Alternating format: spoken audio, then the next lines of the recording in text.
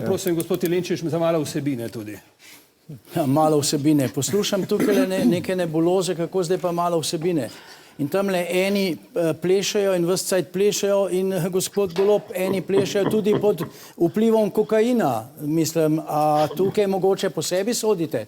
Drugač pa, gospod Pirkovič, tale zadeva nikamor ne pele. Na ta način človek ne more priti do besede, zdaj ste mi vendarle blagovolili po 30-35 minutah dati besedo.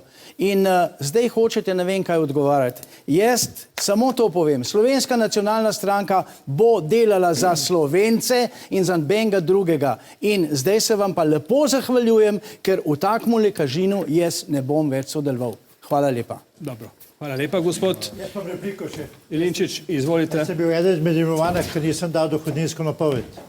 Zakaj niste dali? Dal jo nisem zaradi tega, ker je Zavod za pokojninsko zavarovanje in finančna uprava.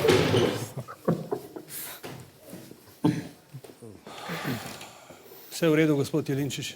Še živ. Izvolite. Nažalost. Izvolite, gospod Jasnič. Mi hočemo vse dobro. Zavod za pokojninsko zavarovanje in finančna uprava imajo vse moje podatke.